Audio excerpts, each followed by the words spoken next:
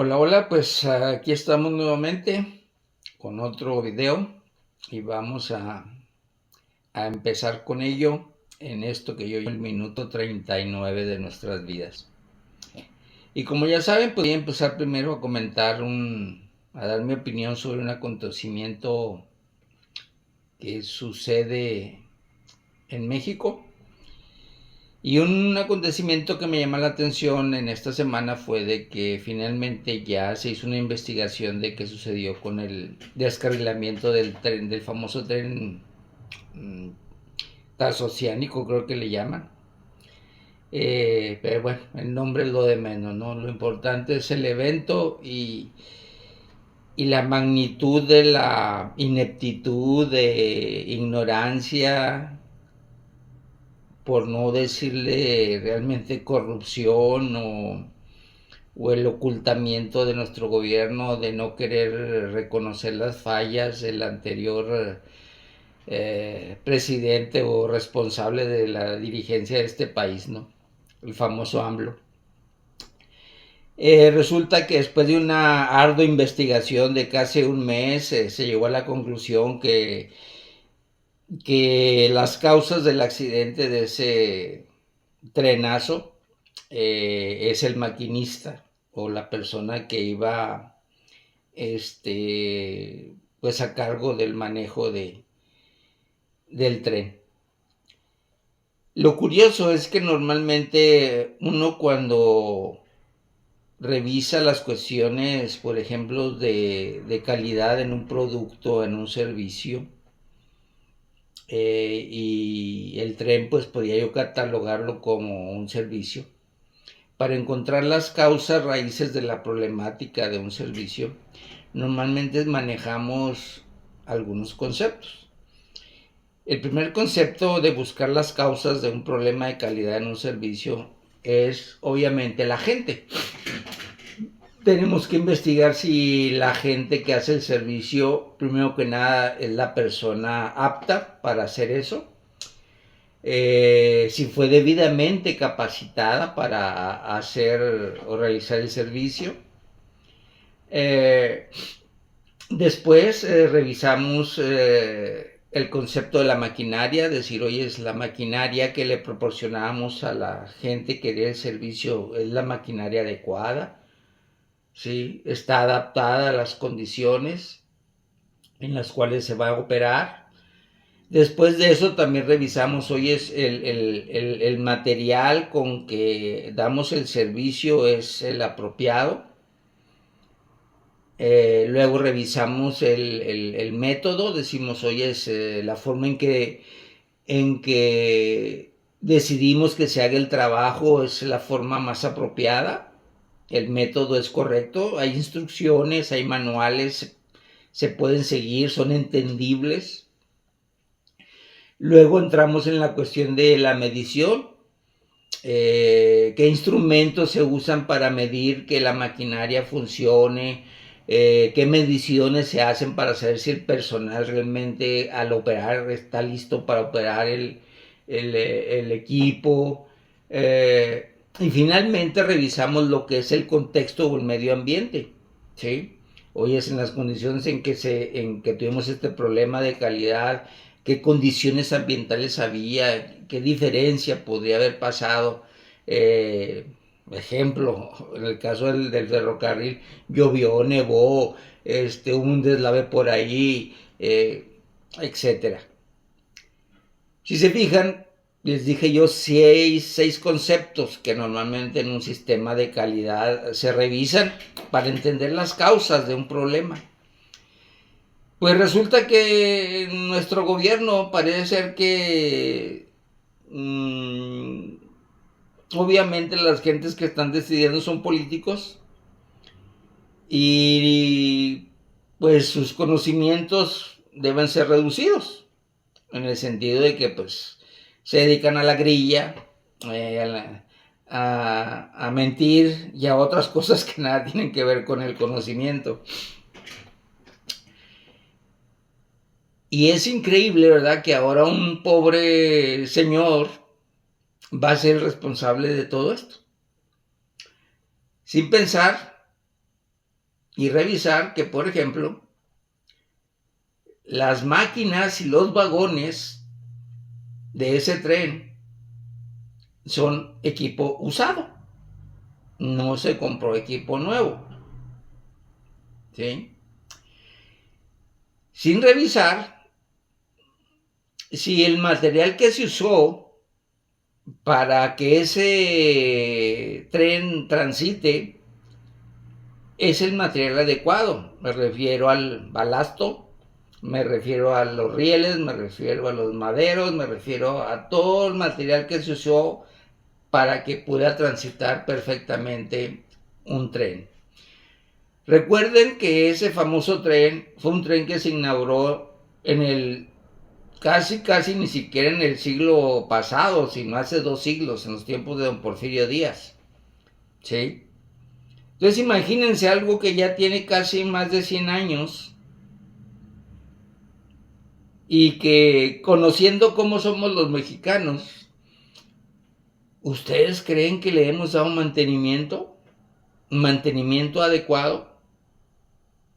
Y dejo ahí la pregunta al aire. Luego, el método de trabajo. ¿Sí?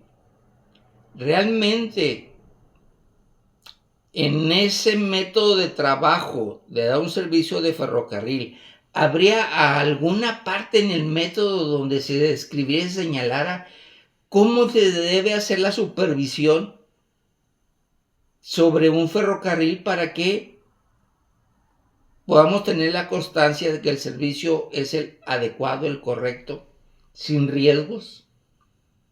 ¿Habría en esa parte de ese método una supervisión? ¿O que el maquinista se manda solo?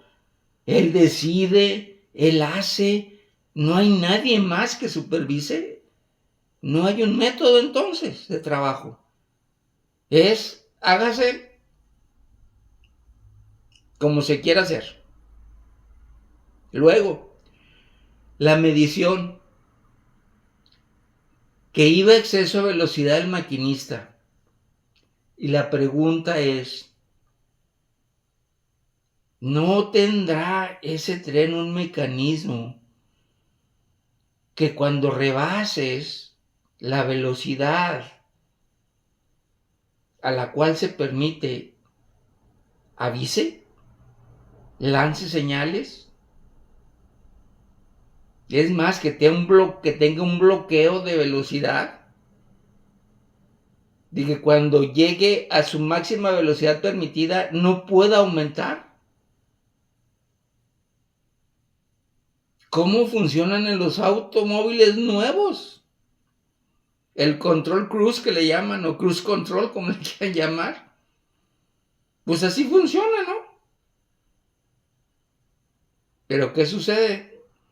Compramos unas locomotoras o unas máquinas de tren, ¿sí?, de hace 50 años, que a lo mejor todavía eran muy novedoso ponerse esos sistemas y obviamente esas máquinas no los tenían. Y cuando las compramos no nos aseguramos que vendrían con todas las adaptaciones al siglo XXI. ¿Sí?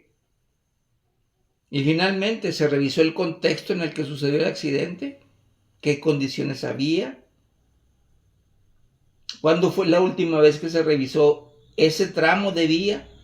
¿No habría algún problema en ese tramo? ¿Algo que hubiera causado el medio ambiente? ¿Un ligero deslavamiento de la zona, de la curva? No. Todo se reduce a que el único culpable ahora es un pobre individuo. Y sobre él toda la fuerza del Estado. Y sobre él toda la presión. El único responsable es esa persona. Esto es el monstruo que hemos generado en este país, donde los gobernantes, donde los miembros del partido en el poder son semidioses. Ellos no se equivocan. Todo lo que hicieron lo hicieron bien. Yo solamente quiero decir que va a haber 3 juicios a los cuales estas personas, y le voy a poner nombre y apellido, Andrés López Obrador y Claudia Sheinbaum, van a tener 3 juicios en su vida. Y van a ser juzgados. Y yo no sé si castigados, pero que van a ser juzgados, van a ser juzgados. Primer juicio que van a tener que enfrentar se llama karma. Todo el mal que tú hagas, consciente o inconscientemente, cuidado porque puede regresar, convertido en karma. Segundo juicio, el juicio de la historia. No se equivoquen, Andrés y Claudia. No van a ser juzgados como los mejores. La historia los va a juzgar, ¿sí?, por todos los errores que cometieron. Porque ustedes lo saben, en la balanza se van a poner qué aciertos tuvieron y qué errores tuvieron. Y no se engañen, los errores que han tenido son mucho más grandes que cualquier acierto que me puedan poner enfrente. Y el último juicio es que un día, no muy lejano, cuando ya no tengan el poder, puede haber por ahí un valiente que se decida a enjuiciarlos y que terminen por primera vez en la historia de este país 2 gobernantes en la cárcel. Esa es mi opinión. Muy bien, cambiando de tema, entramos ahora a la cuestión de la salud. Y aquí voy a hablar un poquito de la cuestión de la salud relacionada a cómo nos medicamos a los mexicanos. El ser humano, en su complejidad que ha decidido tomar, porque realmente yo pienso que la vida no es compleja, nosotros la hacemos compleja. Hemos decidido como eliminar la cuestión de la prevención, sobre todo, yo insisto mucho en nuestra cultura latina y en nuestra idiosincrasia mexicana. No prevenimos y pues cuando llega la hora de la corrección, de que ya tenemos el problema de la salud, a veces tendemos a abusar del medicamento. ¿Y qué es eso? La automedicación, ¿sí? Y de pensar que si este medicamento le sirvió a Chonita, pues a mí también me va a servir, ¿sí? Cuando cada cuerpo, pues la fisiología es diferente y algunos reaccionamos de cierta manera y otros de otra, entonces no hay un medicamento que por más que haya sido milagroso con alguien, con nosotros lo vaya a hacer, ¿sí? Hay un estándar, claro que hay un estándar, pero a veces tendemos a subestimar eso y pensar que lo que es bueno para alguien es bueno para todos. También tenemos la tendencia, el ser humano, a que cualquier cosita que nos duele, lo que sea, inmediatamente nos vamos al medicamento, a tomar algo, la pastillita, sobre todo, ¿no? Y aquí es importante entender que a veces, aunque algo nos duela, hay que permitir que nos duela, ¿sí? Y entender que el medicamento solamente es precisamente para aliviar el dolor, no para curar. Y me explico un poquito. Un dolor de cabeza puede ser el síntoma, ¿sí?, de un problema de alta presión. Pero a su vez la alta presión puede ser un problema que derive en un mal cardíaco. ¿Pero qué hacemos nosotros? Nos tomamos una pastilla para el dolor de cabeza. Obviamente el cuerpo reacciona, te reduce el dolor de cabeza, o de cierta manera te lo quita, y entonces dices, estoy aliviado. Cuando jamás te tomaste la presión, ¿sí?, no supiste que tenías alta presión, te vuelve a doler la cabeza, otra pastillita, y sigues sin enterarte de tu problema de alta presión, hasta que un día, ¡pum!, un problema cardíaco a través de un paro o a través de otra cosa que te puede llevar incluso a la muerte. Entonces, cuidado. Los medicamentos debemos usarlos normalmente para evitar dolor, sufrimiento. Pero debemos de permitir que el cuerpo hable. Y cuando nos duela, sí, nos tomamos la pastilla para el dolor, pero hay que investigar, darse el permiso de entender, oye, ¿por qué me duele la cabeza? Y van a encontrar que hay 10 razones o 20 razones para que te duele la cabeza. Pues analiza de esas 20 10 razones cuál podría ser algo grave y cómo puedes realmente buscar información para decir, ¿sabes qué? No nomás es la pastilla, también tengo que hacer un análisis, también tengo que ir al médico, también tengo que visualizar, si aparte que me duele la cabeza, oyes, también vomité, y entonces ya la situación me está diciendo que la pastillita que me voy a tomar para el dolor de cabeza va a servir para eso, pero el problema ahí va a estar. Y aquí retomo un poquito lo que acabo de hablar de la cuestión del tren.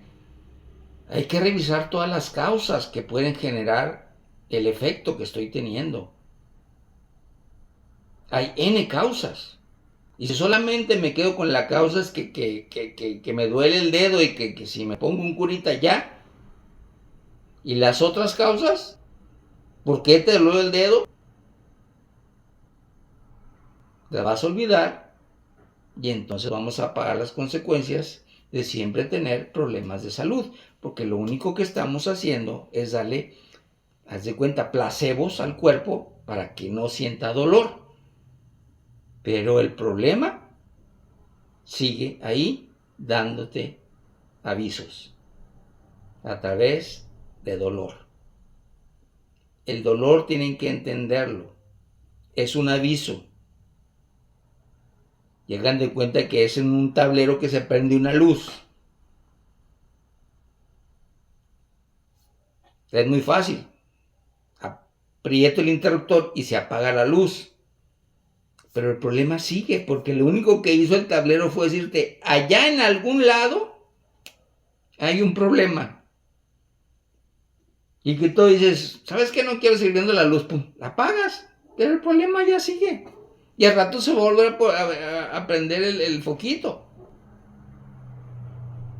Entonces, ojo, en estos conceptos de la salud tenemos que ver muchos enfoques. Y para mí un enfoque es cuidado con estarse automedicando y pretender que el medicamento cura. No, el medicamento no cura, no sana, quita dolor, quita sufrimiento, nada más. Pero el problema en sí tiene muchas otras opciones que hay que cuidar.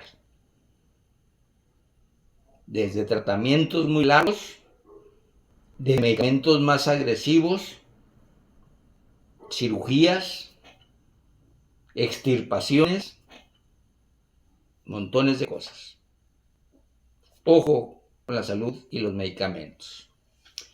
Muy bien, aquí paso ahora al tema de cómo generar dinero. Y como es un tema que va a ser muy recurrente, al igual que los de la salud, quiero que entendamos algo.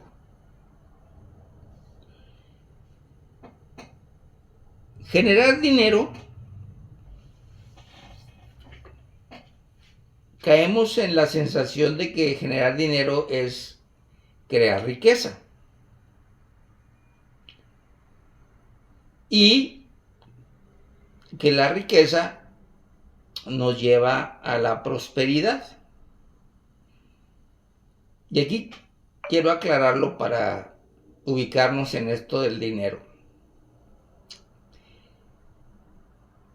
Generar dinero es lo más fácil.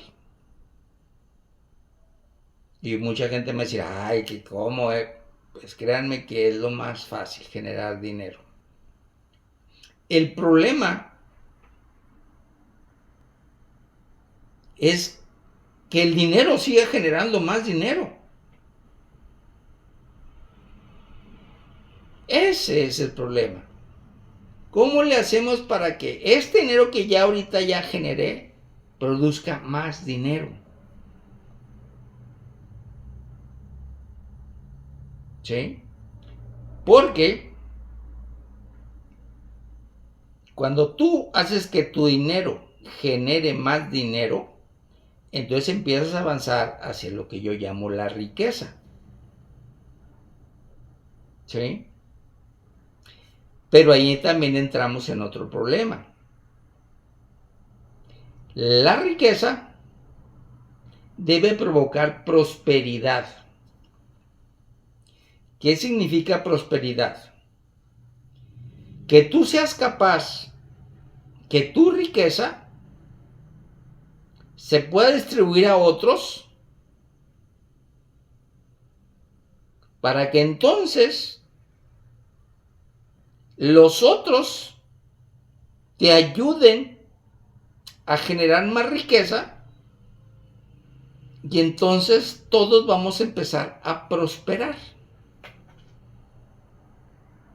Porque el problema de mucha gente que genera dinero y hace que su dinero genere más dinero para crear riqueza es que empieza a acaparar su riqueza.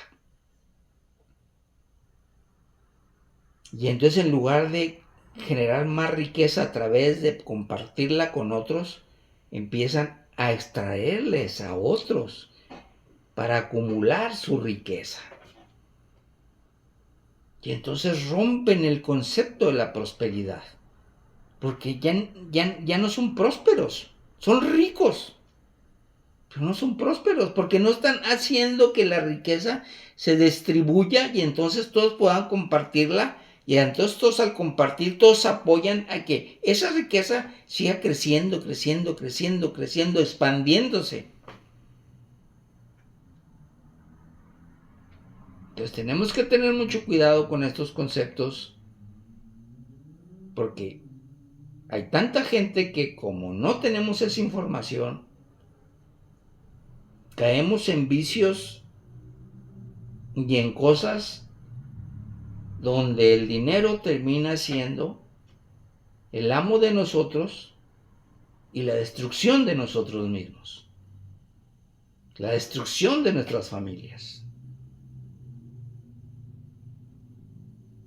El dinero no es malo. Lo malo está aquí,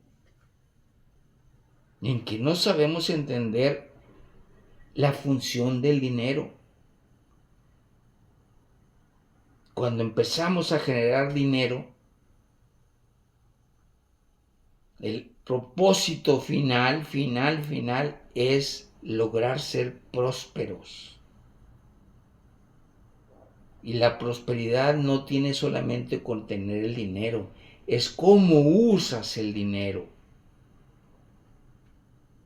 Si lo usas para acaparar, si lo usas para quitarles a otros y sumarlo a lo tuyo, no estás creando prosperidad y eso te va a destruir tarde o temprano.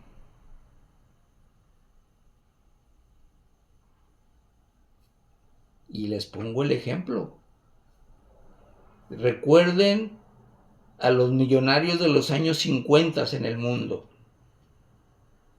Grandes millonarios. ¿Cuántos de ellos actualmente siguen siendo millonarios?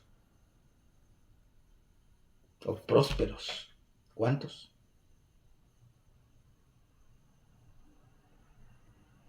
No me crean, revisen, pregunten, chequen Google. Y van a ver que dónde quedó la familia Rockefeller, la familia Morgan. ¿Sí? ¿Por qué? Porque generaron mucho dinero, generaron mucha riqueza. Pero prosperidad.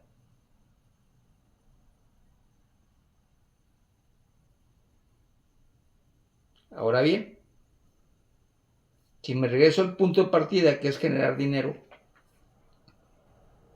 yo les puedo decir, y eso les va a doler a muchos, no les va a gustar a nadie,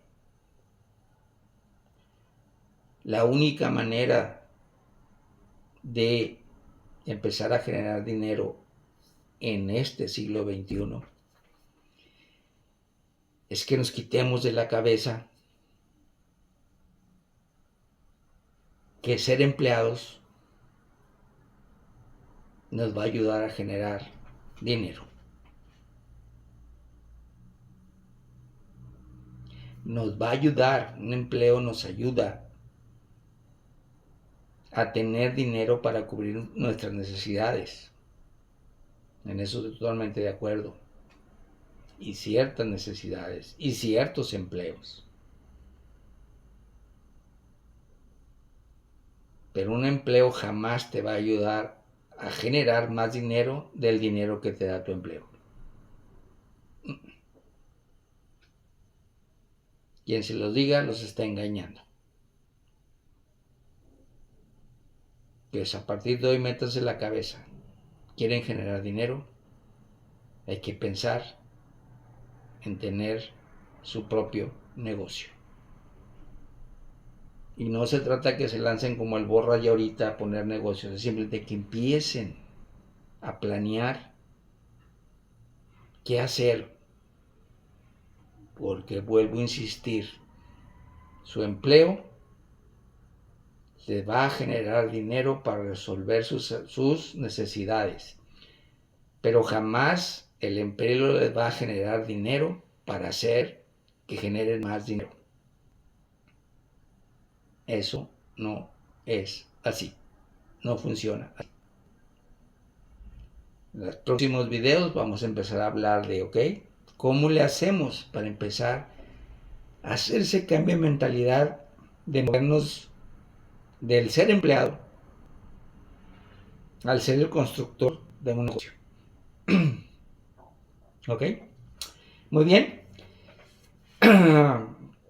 Paso a la parte filosófica y vamos a hablar del tema de la colaboración, o que mucha gente le llama el trabajo en equipo. A mí me gusta más hablar de la colaboración que el trabajo en equipo. El trabajo en equipo, de hecho, una vez escribí un ensayo donde yo pienso que el trabajo en equipo tiene muchos mitos que nos han mentido acerca de eso. Entonces yo prefiero llamarle colaboración, pero si quieren llamarse trabajo en equipo no hay problema. Y lo voy a dividir en partes porque no me quiero extender mucho. Esta vez voy a hablar de lo que llamo yo la parte 1 y en un siguiente video hablaré de la parte 2. Y en esta parte 1, lo más importante para mí de la colaboración es que sepamos cómo buscar un socio, ¿sí? Un socio en la vida, alguien con el cual yo pueda trabajar codo a codo, lograr un propósito compartido, hablando del tema anterior, incluso hacer dinero, generar riqueza, generar prosperidad. Pero para colaborar lo principal es cómo elegir al socio, a esa persona que va a estar contigo. Y esto también tiene que ver mucho con una sociedad muy importante en la vida del ser humano, que es la sociedad con la pareja. Porque ahí tú eliges. Con tus padres, pues tú no eliges, ¿verdad? Los padres que te tocaron son los que te tocaron. Ahí la sociedad, pues es una sociedad forzosa. Tus hijos, lo mismo. En cambio, con tu pareja, esa sociedad que vas a formar, ahí sí tú eliges, tienes que tener cuidado. Que es igual cuando tú quieres hacer un negocio, quieres empezar una actividad y buscas a alguien que te ayude, que te apoye.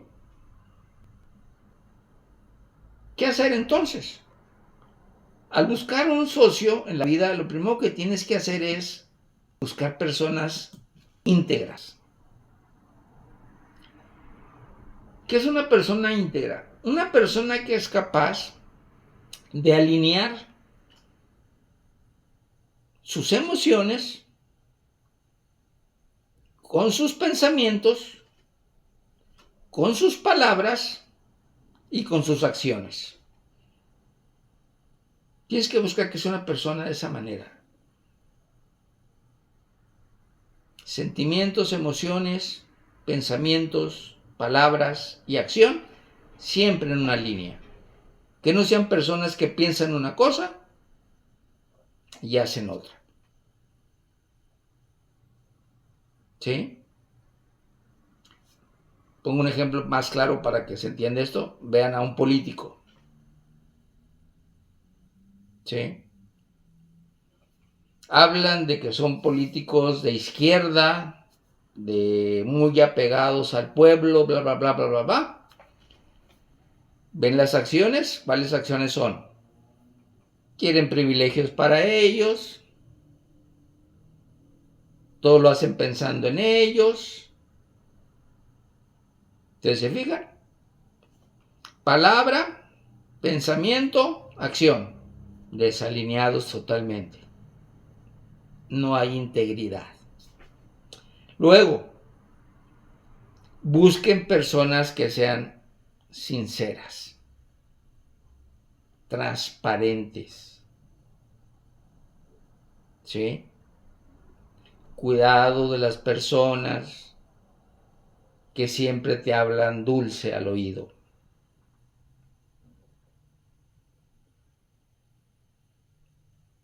Yo opino que un socio sincero es aquel que es capaz de decirte las cosas tal y como son, tan duras y tan descarnadas como lo que más. Porque esa persona no va a permitir que tú te equivoques. Te lo va a decir, oye, eso que estás haciendo es una tontería, es una locura.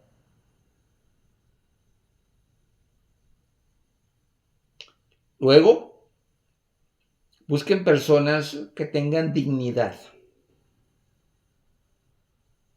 ¿Sí? Hay personas que yo les llamo personas tapetes, que con tal de lograr algo, que con tal de lograr, sabiendo que tú les puedes ayudar a lograr lo que ellas quieren, se ponen de tapete para que tú los pises, los patees, hagas lo que quieras con ellos, con tal de lograr lo que tú les puedes dar. Aléjense de esas gentes. No pueden ser tu socio. Tu socio es una persona que tiene que tener dignidad y decir, ¿sabes qué? Soy yo, no lo hago, mi rey. Discúlpame. Prefiero no entrarle contigo. A pesar de que es un buen negocio, a pesar que eres el amor de mi vida, pero yo a eso no le entro. ¿Sí? Deben de buscar una persona que esté orientada a los resultados. ¿A qué le llamo yo? Oye, si nos vamos a reunir, si vamos a juntar esfuerzos, es para lograr esto. Y vamos a estar teniendo que checar si vamos avanzando hacia donde queremos llegar o no estamos avanzando. Porque no tiene caso que sigamos juntos si no estamos logrando lo que queremos. Si estamos en un negocio, la idea que nos llevó a este negocio es porque queríamos generar dinero. Lo estamos logrando, no es pérdida y pérdida y pérdida y pérdida. Oye, espérame. Nos llevamos muy bien, cotorreamos muy bien, pero no estamos logrando los resultados. Oye, tú y yo nos casamos, ¿para qué? Para convivir, para ser felices, para estar alegres, para apoyarnos en los momentos difíciles. ¿Lo estamos haciendo? No, cada vez que hay un momento difícil, tú me abandonas. Esa sociedad no puede continuar.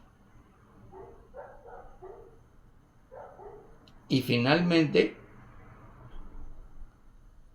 antes de entrar en una sociedad con cualquier persona, ya sea en negocios o en una vida amorosa, observen el comportamiento de esa persona. Desen un tiempo para observar sus comportamientos, cómo tratan a otros, cómo cuidan su dinero.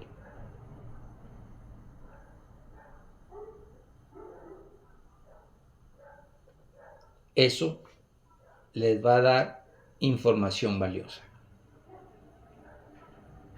Aprendan a observar y a leer los comportamientos y llevarlos a la visualización. Es decir, ese comportamiento traducido a una vida conmigo, a una sociedad conmigo, ¿en qué va a terminar? A mí me gustaría ser tratado así.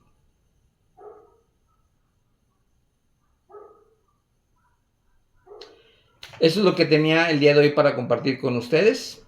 Les agradezco y pues nos seguimos viendo en la siguiente emisión de estos videos. Minuto 39 de su vida.